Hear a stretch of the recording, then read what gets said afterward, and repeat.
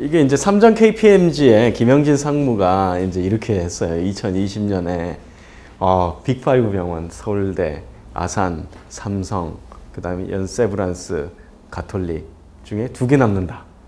쇼킹한 일이죠. 누가 2개 남느냐 이거죠. 그러니까 문제는 지금 봐서 서울, 아산은 남을 것 같아요. 왜냐하면 작년에 유일하게 흑자를 낸 병원입니다. 그 이유가 이제 워낙 규모가 큰 데다가 지하에 그 빵집하고 이런 데서 뭐 하루에 매출이 하루에 매출이 1,000만 원 뭐 이렇다 그러더라고요. 그러니까 그게 다 이제 병원 수입으로 들어가요. 그 얘기가 이제 나오는 게 결국은 이 병원들이 부대 사업을 해가지고 적자를 메꿔 나가면 되겠다라고 해가지고 지금 이제 병원들이 이제 각종 부대 사업을 할 수 있도록 허용해주라. 이렇게 나온 겁니다. 그러니까 아산병원의 일종의 이제 모델인 셈이죠. 물론 아산병원은 주로 먹거리지만 앞으로 이제 할 수 있는 거는 건강보조식품도 팔고 뭐 스포츠 센터도 운영하고 뭐 이런 것들 이제 병원에서 이제 숙박업도 하고 호텔업 이렇게 병원과 연계해서. 그래서 여하간 지금 이분은 김영진 상무는 이러고 난 다음에 삼성병원에 스카웃돼 가셨습니다. 혁신센터장이 됐어요. 아산병원이 혁신센터를 만들었고 그거의 위기를 느낀 이제 삼성이 혁신센터를 만들면서 이분을 스카웃해 갔습니다. 그래서 지금 2개 병원만 남고 그러면 나머지 3개 병원이 없어지는 거 아닌가 이런 우려가 현재는 있습니다. 뭐 설마 저희가 뭐 서울대가 없어질 거냐라고 교수들이 생각하고 있기 때문에 더 위기입니다. 예, 그럼에도 불구하고 이제 서울대가 그러면 가만히 있었냐 그러지는 않았어요. 이 셰이크 칼리파라는 왕립 이제 종합병원인데 최종적으로 이제 독일 병원하고 저희 병원하고 이제 마지막에 붙어서 그쪽에서 현장 답사를 다 했어요. 저희 병원 오고 독일 병원 가고 그리고 최종적으로 저희랑 계약을 해서 들어갔고요. 이게 이제 우리 병원에 어떤 수익을 일어나면 저희 운영수술료 연간 400억 이게 이제 보장이 됩니다. 그러니까 여기는 어차피 이 병원에서 수익을 내고자 하는 게 목적이 아니고 그 지역에 있는 환자들이 생기면 그 서비스를 잘 퀄리티 있게 해주는 게 목적이었습니다. 네. 그러다 보니까 이제 원격 의료라든지 뭐 이런 것들을 이제 저희도 지금 거기랑 이제 계속 해요. 예를 들어서 판독 같은 경우도 이제 원격 판독을 해야 되는 일도 이제 생기고요. 뭐 수술은 이제 가서 이제 해야 되지만 여러 가지 원격 컨설트라든지 이런 것 시스템을 이제 하려고 하고 있고요. 그래서 지금은 이제 비디오라는 시스템을 이용해서 하고 있는데 이제 그런 게 앞으로는 이렇게 현재 시스코나 이런 데서는 다 텔레프레젠스를 해가지고 뭐 이렇게 바로 앞에 있는 것처럼 할 수 있는 시스템들은 다 개발되어 있습니다. 그래서 지금 우리나라 지금 원격 의료라는 거가 기술적으로 다 돼 있고 지금 하면서도 이제 의협도 반대하고 이제 일부 시민단체도 반대하고 하고 있죠. 그렇지만 이제 이게 얼마나 이제 큰 파급 효과가 있느냐. 저는 사실 의사보다 더 파급 효과가 더 큰 게 약사 문제라고 생각해요. 이 원격 약국을 미국하고 영국에서는 하고 있습니다. 이제 물론 이제 오지 중심으로 하고 있고 잘 접근도가 떨어지는 데 중심으로 하고 있는데 처방을 받고 이렇게 들어와 가지고 거기다가 이제 원격 약국에다 보내면 집으로 택배가 오는 거예요. 그러니까 환자 입장에서는 약국에 한 번 더 갈 수고를 안 해도 되는 거죠. 근데 지금 어차피 이제 택배가 오면 그 시간 차이가 있을 수 있죠. 뭐 다음날 온다든지. 그런데 만약에 이게 이제 앞으로 드론 같은 거 아까 쿼드코프터 같은 거 이용해서 택배를 요즘 아마존도 한다 그러니까 그렇게 되면 시차가 있는 게 아니고 그냥 집에 가면 거의 뭐 같은 시간에 그게 택배가 이제 와 있는 셈이 되는 겁니다. 그러면 복역지도가 항상 문제인데 복역지도도 어차피 약국에 가서도 얼굴 보고 이제 약국 설명 받는 거니까 이 약 봉지를 꺼내 가지고 이렇게 스캔하면 그냥 바로 여기서 원격 약국이 연결되고 거기에 얼굴 보면서 약사가 나와서 이 약은 이렇게 드시고 저렇게 드시고 다 복역지도 원격으로 다 할 수 있거든요. 근데 앞으로는 이렇게 되면 이마트형 창고형 약국만 서바이브 하는 거예요. 그럼 그 약국 한 몇 개가 그냥 서울 전체를 다 커버해버리는 그렇게 될 그 약사들은 다 재택근무하고요. 집에서 그냥. 그러니까 그렇게 많은 약사 6년제 만들었는데 이제는 수요가 확 줄어들 가능성이 이제 높죠. 그 다음에 이것도 지금 마이크로 주사 바늘도 지금 카이스트도 개발하고 뭐 외국에서 많이 개발하고 있습니다. 패치형으로. 주사를 이제는 병원에 가서만 맞아야 된다 이렇게 생각했던 거죠. 백신 하나 맞으려고 해도 뭐 소아과에 가든지 하여튼 병원에 가든지. 근데 이거는 그냥 보건소에서 백신 배달해 오면 붙이면 되는 거예요. 그냥 여기다가 패치처럼. 그러니까 여기 눈에는 저렇게 크지만 아주 미세하니까 눈에 잘 보이지도 않은 정도죠. 패치처럼 붙여 있다가 6시간 정도 붙여 있다 떼서 버리면 되는. 또 카이스트에서 개발하는 건 저기다 이제 구멍을 뚫어 가지고 조금씩 약물이 이제 흘러 들어갈 수 있게 이렇게 해놨어요. 예. 그러니까 그런 약물 전달 시스템을 이용하게 되면 앞으로 이제 주사제도 그냥 집에서 가면 돼요. 약국에서 배달된 약을 먹는 것처럼 배달된 패치를 붙이면 주사제 일정 시간을 떼서 버리고 또 새로 하나 붙이고 이런 식으로. 다빈치 로봇이 이제 내년도가 저기 그 독점권이 끝납니다. 저게 이제 페이턴트 저희 특허가 걸려 있어가지고 유일하게 저것만 쓸 수 있었어요. 그래서 다빈치 로봇에 그 소모품이 있어요. 그 환자한테 직접 들어가는 암인데 그런 암들의 기계에 타이머를 걸어놨어요. 몇 번, 열 몇 번인가 뭐 이렇게 20번까지인가 쓸 수 있도록. 무조건 그 이상까지 얼마든지 쓸 수 있는 장비임에도 불구하고 무조건 그게 걸리면 멈춥니다, 이게. 그래가지고 무조건 새 거를 사야 돼요. 몇 천만 원짜리를. 새로 사가지고 또 달고. 그래서 이게 엄청 비싼 겁니다. 그러니까 환자 수술할 때마다 가격을 뭐 1,000만 원씩 받고 하는 게 이 회사가 다 돈 다 가져가는 거예요. 혼자서 가져가니 독점하고 전 세계 독점하고 우리나라 35대나 깔려 있고요. 35억 정도 하는 장비인데 하나에. 국내 회사들은 아직까지 너무 초보 단계 같아요. 초보 단계인데 외국 회사들은 지금 준비하는 회사들이 많거든요. 그러면 경쟁이 되기 시작하면 이제 코스트가 확 다운되죠. 그러면 이제 지금 로봇 수술한다는 거는 이제 똑같은 거지만 급여를 안 해주죠. 이제 이게 고가니까 1,000만 원씩 하고 뭐 우리나라는 이제 갑상선도 이렇게 하면 구멍 뚫어가지고 옆으로 겨드랑이로 들어가서 이렇게 로봇 수술에 미세 수술 딱 해버리면 흉터 하나도 안 남고. 그러니까 뭐 똑같이 어차피 갑상선암 뭐 수술이지만 하나는 이제 미용상 굉장히 좋아지는 그런 건데 이제는 저희 가격이 코스트가 다운되면 경쟁이 되면 이제 일반화가 되겠죠. 그러니까 목광경 하듯이 이제 로봇 수술도 그냥 뭐 웬만하면 로봇 수술도 가격 싸지고 그것도 보험급여가 되고 이렇게 되면 저게 이제 원격 수술인 거거든요. 현재도 옆방에 갖다 놓고 할 수도 있고 다른 지역에 가서 있어도 되고 심지어 이제 유럽하고 미국하고 한번 원격으로도 테스트했는데 그때 이제 시차 딜레이라든지 이런 것들이 조금 문제가 있다 이런 정도의 이제 얘기가 있었는데 여하간 적어도 이 한 도시 내라든지 한 국가 내에서는 아무 문제 없이 원격 수술할 수 있습니다. 지금도. 네. 처음부터 끝까지 하는 건 아니고요. 구멍을 뚫거나 뭐 하는가 이런 것들 처음에 해요. 그렇기 때문에 제가 보면 여기도 보면 혼자 수술하는 게 아니고 저기에 간호사들도 있고 몇 명 뭐 전공의 전임의들이 다 있거든요. 그러니까 결국 뭐냐면 하우스 스텝이 있어요. 서전이. 그러니까 병원에는 그러니까 당직을 하고 있고 늘 지키고 있는 의사들이 있고 유명한 그 외과 의사는 재택근무를 한다는 거죠. 앞으로는 개념 자체가. 왜냐하면 자기는 어느 한 병원에 소속돼 있으면 손해이기 때문에 아산병원, 뭐 삼성의료원, 서울대병원에 다 걸어놓고 내가 월요일은 아산, 화요일은 삼성 이렇게 가는 거예요. 예. 그 다음에 아까 그 쿼드콥터도 이제 점점 커지면 지금 이게 어번 에어로노틱스라는 미국 회사가 이미 벌써 이 컨셉을 가지고 이걸 하겠다고 개발을 하고 있거든요. 그러니까 저렇게 그러니까 쿼드콥터가 되면 이게 하나가 페일돼도 안 떨어지잖아요. 그러니까 굉장히 헬리콥터에 비해서는 굉장히 안전하거든요. 문제는 이제 배터리잖아요. 그래서 지금 리튬 이온 배터리 다음에 리튬 에어 배터리가 지금 IBM에서도 개발한 데 있다 그러고 앞으로 뭐 한 2020년 정도 목표로 한다는데 그게 이론적으로는 1000배가 더 농축되거든요. 그러면 이게 이제 앞으로는 이런 드론이 이제 휴먼을 실현할 수 있는 드론도 이제 나온다는 거죠. 배터리 오퍼레이팅 되는 걸로. 그러면 이제 저는 이제 운송수단 자체가 그렇게 되면 획기적으로 바뀔 가능성이 높습니다. 그러니까 자동차 산업이 줄어들고, 그러니까 전기 자동차로 가다가 배터리가 너무 좋아져 버리면 그냥 전기 비행, 그러니까 드론이 그냥 되는 거예요. 쿼드콥터가 그냥. 예, 그 사람들은 다 그거 타고 다니고 그냥, 예. 그 다음에 이제 원격 의료라는 개념 자체가 지금도 보면 집집마다 무슨 뭐 장비를 갖춘다, 뭐 집에다가 뭐 청진기 갖다 놓고 뭐 하는, 지금까지 시범 사업이 다 그랬어요. 그러니까 각 가정마다 뭔가 다 있어야 된다는 생각으로. 그런데 그 비용은 굉장히 많거든요. 꼭 가정마다 그게 또 다 있어야 될 이유도 전혀 없고요.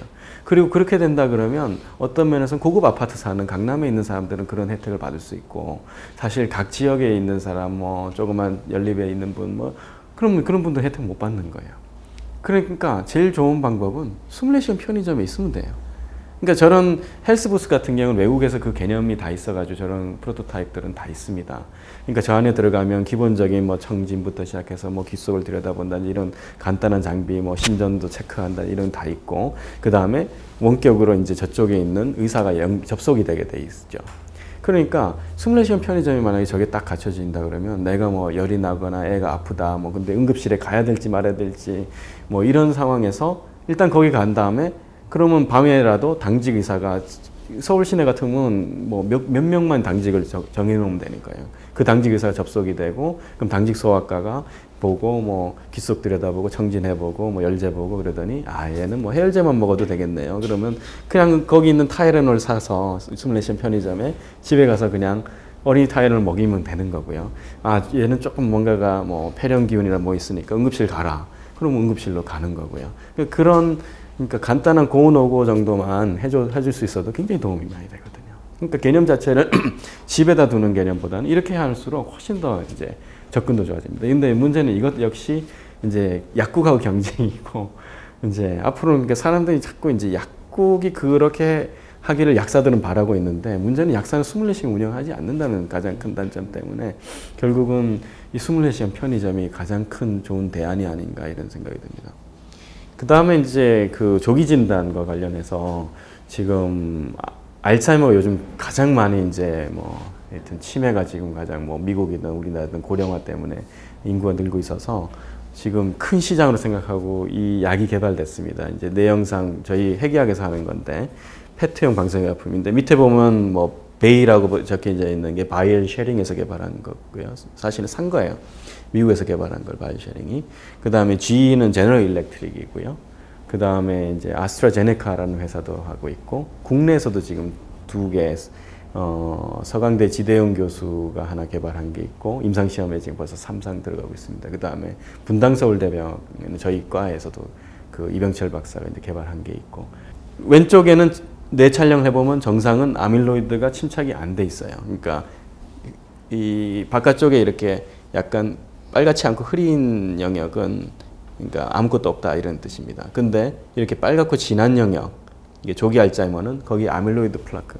그러니까 원래는 이제 알츠하이머가 걸려서 진단을 하려고 그러면 임상적으로 그냥 치매가 있다 정도를 진단한 다음에 의사가, 신경과 의사가 대략 알츠하이머형인 것 같다 이렇게 이제 내리죠. 근데 검증은 결국 환자분이 돌아가시고 나서 뇌를 조직을 떼서 아밀로이드 플라크를 병리과에서 염색을 해보면 이제 나오는 거예요. 근데 이제 그것을 염색을 그냥 상체에서 그냥 해보는 겁니다. 그래서 이렇게 그 염색을 하면 어떻게 되냐면 미리 할 수 있어요. 몇 년 전에. 왜냐하면 아밀로이드 플라크라는 게 쌓인 다음에 환자가 치매가 나오거든요. 조기 진단에는 도움이 됩니다. 근데 문제는 조기 진단하고 나서 치료 방법이 없어요. 그러니까 예방 방법이 없어요. 그러니까 당신은 이제 앞으로 아이고 어떻게 되나, 어떻게 이제 2, 3년 있으면 이제 치매가 생기시겠네, 이 얘기밖에 못 해주는 거예요. 과학적으로 의미가 있지만 진료적 측면에서 그러니까 별 의미가 없다 이런 거죠. 그러니까 안다고 해서 뭘 할 거냐 이런 거거든요. 지금 알츠하이머 치료제는 있어요. 근데 치료제는 뭐냐면 진행을 막는 게 아니고 증상 개선제입니다. 그러니까 이미 증상이 나타난 다음에 쓴다고 해서 아무 문제가 없는 거죠. 진행을 막지 못하기 때문에 일시적으로 그러니까 뇌 기능을 향상시켜주는 거니까 그러니까 기억력을 좋게 해주고요. 그래서 지금은 근데 단 그 예방약들이 현재 굉장히 많이 임상시험에 들어가 있습니다. 왜냐하면 이게 엄청난 블록버스터거든요. 전 세계 이거 하나 성공시키면 뭐 빌리언, 수백 빌리언회가 될 거예요. 그래서 지금 뭐 파이저부터 다 하고 있습니다. 그래서 항체 치료제도 있고 뭐 억제제도 있고 뭐 백신도 있어요. 근데 지금 하나는 이제 항체 제제는 최근에 했는데 효과가 하나도 없는 걸로 밝혀졌고요. 그래서 지금 쉽지는 않은데 만약에 지금 현재로도 백신이 좀 가능성이 있는 걸로 지금 돼 있어서 그게 효과가 딱 나온다고 해서 시중에 팔리는 순간 이 검사가 같이 뜨게 됩니다. 그러면 누구나 이제 다 해야 돼요, 이 검사를. 왜냐면 증상이 나타나기 전에 이제 이걸 해야 되니까. 그래서 이제 그때 가야 이제 대박을 터뜨릴 그런 검사고요. 그런데 이제 그런 검사를 이제 저희는 이게 펫이기 때문에 이런 펫 MRI라는 장비라든지 이런 장비로 촬영을 합니다. 근데 이 장비는 이제 저희가 2011년이니까 3년 다 돼가네요. 예. 그때 도입을 한 장비인데 이게 전 세계에서 지멘스가 유일하게 만들었어요. 그 초창기에. 예. 지금은 이제 GE가 만들어서 프로토타입 정도 보급하고 있고, 근데 이 장비 가격이 얼마냐면 저희가 780만 불 주고 샀습니다. 근데 PET하고 MRI하고 각각 나눈 것보다 더 비싸요. 둘 다 한 25억, 한 35억 정도밖에 안 하는데 이 두 개 합치니까, 왜냐면 처음 만든 장비가 세계 40대, 이제 40대 보급돼 있는 장비인데, PET, MRI 이런 게 고가인 이유는 거기에 들어가는 뭐 재료비가 고가가 아니라 결국은 이 장비비가 고가이기 때문에 고가거든요. 돈을 그럼 얼마나 회해해야 되느냐. 외국 같으면 지금 보통 MD 앤더슨은 이거 한 번 찍는데 처음에 1,000만 원, 1,200만 원을 붙였다가 이제 자기네들이 그건 좀 너무 비싸다 그래서 500만 원을 낮췄대요. 그래서 500만 원 주고 찍는 거예요. 그건 진짜 부자만 할 수 있는 거죠. 근데 우리나라는 이제 그 정도로까지 비싸게 받지 않습니다. 근데 저희가 서울대병원에서 그래도 한 180만 원 이렇게 받거든요. 그래도 이거는 보통 사람은 할 수가 없는 겁니다. 더군다나 이제 그럼 이 의약품은, 알츠하이머 이 의약품은 얼마에 주고 받냐면 1,800불에 지금 판매가 들어갔어요. 미국에서요. 이거 약값만 1,800불, 거의 180만 원, 200만 원 되죠. 그 다음에 저 장비에서 촬영하는 값이 또 한 100여만 원 들어야 되면 두 개 합치면 결국 500만 원 이렇게 되거든요. 그러니까 이 가격을 코스트를 다운시키는 게 굉장히 중요하죠. 다행스럽게도 지금 5개 업체가 경쟁을 하고 있기 때문에 이제 곧 이제 가격은 코스트 다운 될 거고요. 근데 문제는 이 장비 가격을 낮추지 않으면 안 됩니다. 그래서 저는 이제 지금 지멘스에도 이제 컨설팅을 이제 해줬는데, 앞으로 그러면 어떤 장비들이 이제 뜰 거냐. 이렇게 조그만 장비를 만들라는 거죠. 그렇게 대형 장비 말고. 이 장비는 이제 제가 지난주에 국제학회를 저희가 유치를 해가지고 분자영상학회 한 1,500명 정도를 코엑스에서 했는데, 거기에 전시 부스에 들어와 있던 회사였습니다. 미국 회사였고, 메디소라는 회사인데, 이 회사는 동물용 장비를 만드는 회사예요. 사람용은 아니고요. 동물용 장비는 이제 그만큼 투자가 적게 들죠. 기계를 작게 만들고, 그 다음에 임상시험을 안 해도 되기 때문에, 거기에 돈이 대부분 다 약가, 의료기기 비싼 게 임상시험을 하느라고 다 돈이 다 들어가요. 그래서 이거를 사이즈가 이제 작아서 뭘 만들냐면, 원숭이를 살아있는 상태에서 연구해보겠다, 내 연구를 하고있다 해서 만든 거예요. 그래서 조그맣게 만들고 이렇게 원숭이 머리만 쏙 들어가요. 그래서 제 머리를 끼워 넣어봤어요. 쏙 들어가더라고요. 그래서 나도 찍을 수 있겠네. 왜 사람용으로 안 만들었냐 그랬더니 이제 그런 가격이라는 허가, 임상시험 이런 것 때문에 이제 못 만들었다는 거예요. 근데 이것만 해도 충분히 아까 그런 검진용으로 할 수 있어요. 얘는 그럼 가격 얼마냐 그랬더니 120만 불 그러더라고요. 12억 정도 되죠. 아까 그건 780만 불이잖아요. 근데 저는 이제 저희 우리나라에도 요 펫을 만드는 팀이 서강대하고 저희 서울대, 저희 과에 이재성 교수라 공대 교수가 있는데 그 두 팀이 만들어요.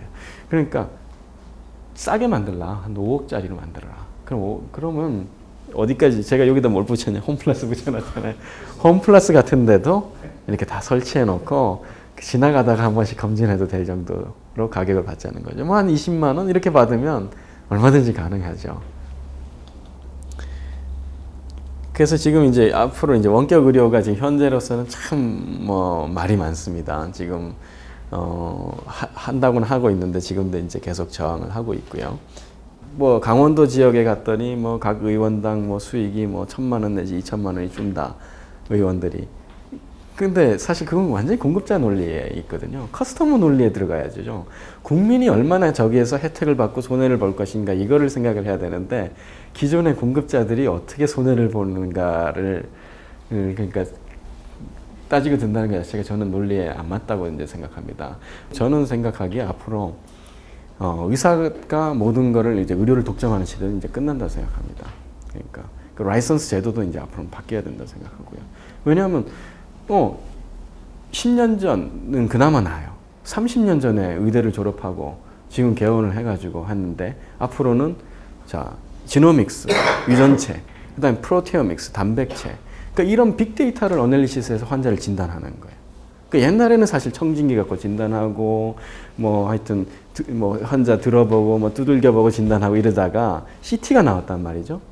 그래서 제가 그 대학교 다닐 때만 해도 환자의 복부를 만져가지고 간암을 진단하지 않으면 혼났어요. 그러니까 CT 보고 진단을 하면.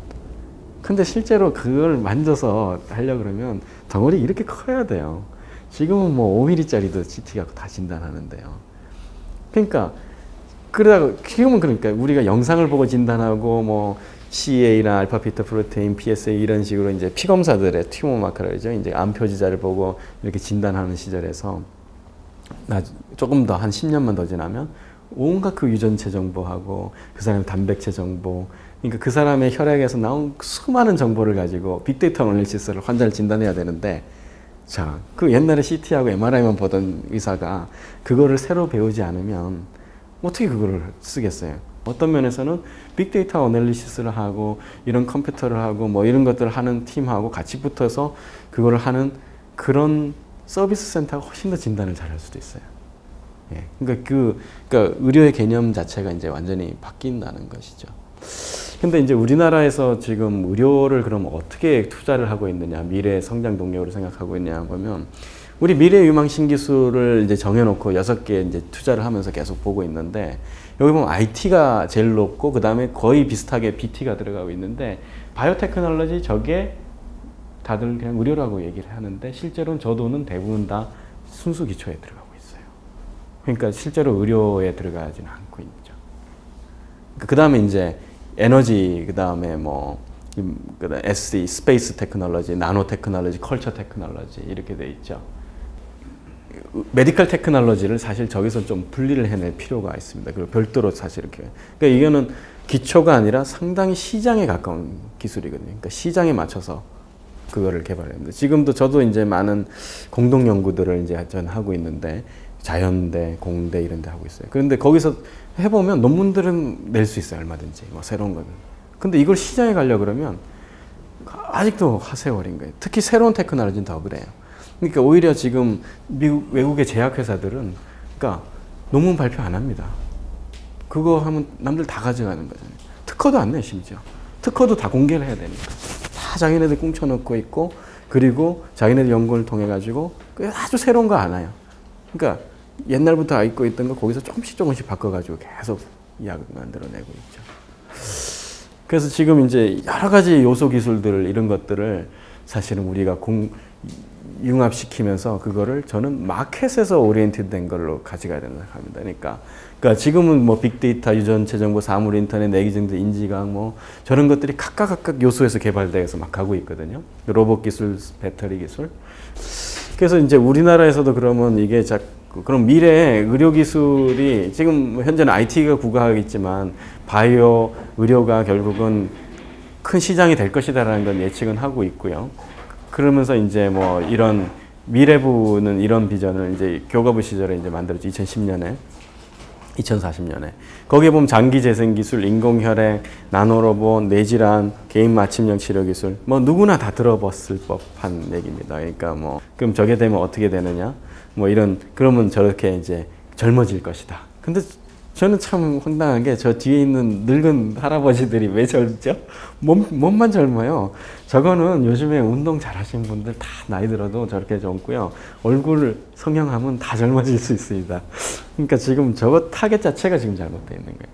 그러니까 진짜 목표를 젊은 사람을 만드는, 그러니까 늙지 않게 만드는 게 가장 큰 시장이에요.